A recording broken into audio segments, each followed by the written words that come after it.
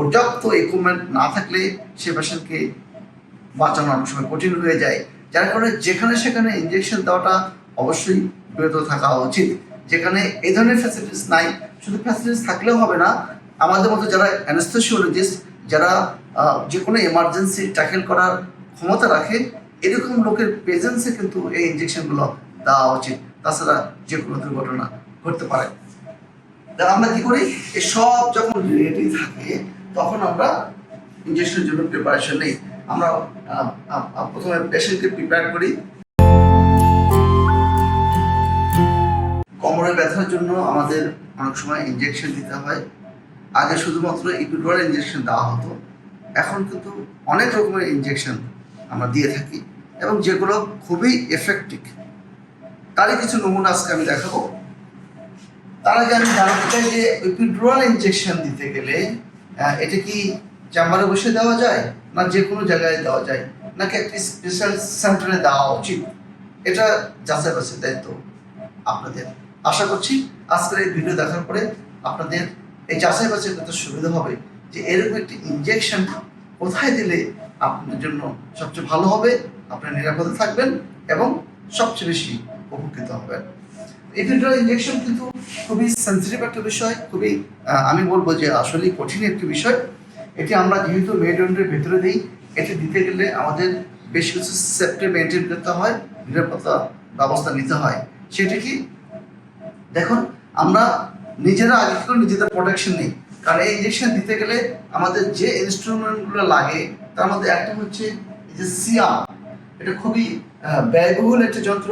এই সিআরের মাধ্যমে আমরা সরাসরি ওই ইঞ্জেকশনটা কোথায় যাচ্ছে আমরা দেখতে পাই।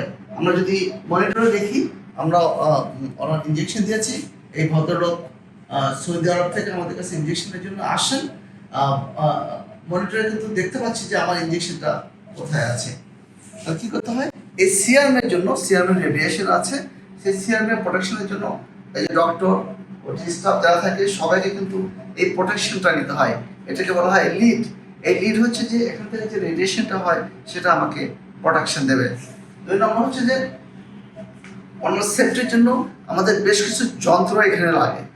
দেখতে পাচ্ছেন এটা একটা অপারেশন থিয়েটার, এখানে একটা ওটি লাইট আছে, এখানে অনার মনিটর করার জন্য এখানে কন্টিনিউয়াস একটা মনিটর আছে, পালস অক্সিমিটার আছে, এটাকে আমরা কার্ডিয়াক মনিটর বলি, কারণ এটা দিয়ে আমরা পালস দেখতে পারি, আমরা প্রেশার দেখতে পারি, আমরা ইসিজি দেখতে পারি, আরও অনেক কিছু দেখার সুযোগ আছে আমাদের। কিন্তু যে কোনো এমার্জেন্সির জন্য দেখুন অ্যানেস্থেশিয়া মেশিন আমাদের রেডি আছে, এখানে লাইফ সাপোর্টের সুযোগ আছে।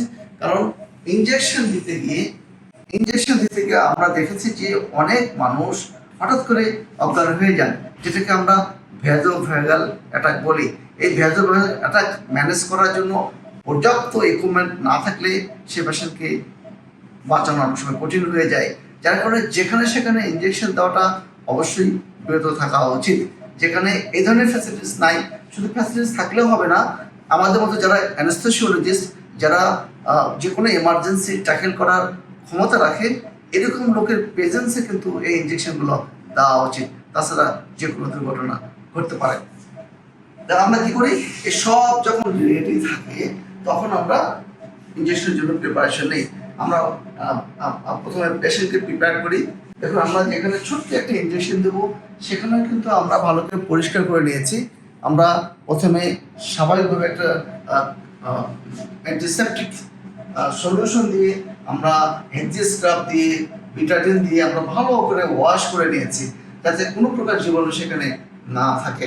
এরপরে আমরা নিজেরা ভালো করে ওয়াশ নেওয়ার পর আমার যেহেতু কাজ হয়ে গেছে, যার কারণে আমি এরকম স্বাভাবিক ড্রেসে আসি অনেকটা, আমরা কিন্তু একদম পুরো প্রোটেকশন নিয়ে নিই, যাতে আমাদের কাছ থেকে কোনো জীবাণু আমার রোগীর কাছে না যায়।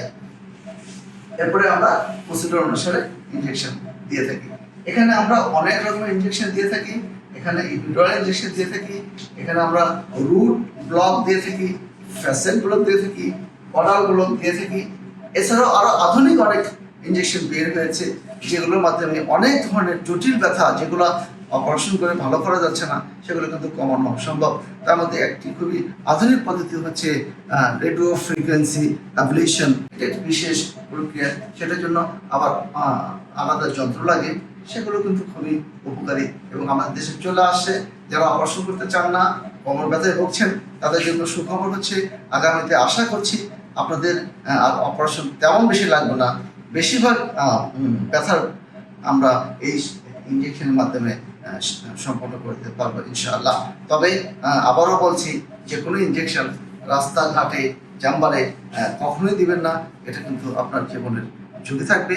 অবশ্যই একটা নিরাপদ সেন্টারে একজন দক্ষ চিকিৎসকের অধীনে এই ইঞ্জেকশনগুলো দেবেন, কারণ এই ইঞ্জেকশনের সাথে অনেক রকমের জটিলতা রয়ে গেছে। আশা করছি যারা কোমর ব্যথায় ভুগছেন তারা ভালো একটা সেন্টারে গিয়ে ভালো চিকিৎসা গ্রহণ করবেন, সুস্থ থাকবেন। আসসালামু আলাইকুম।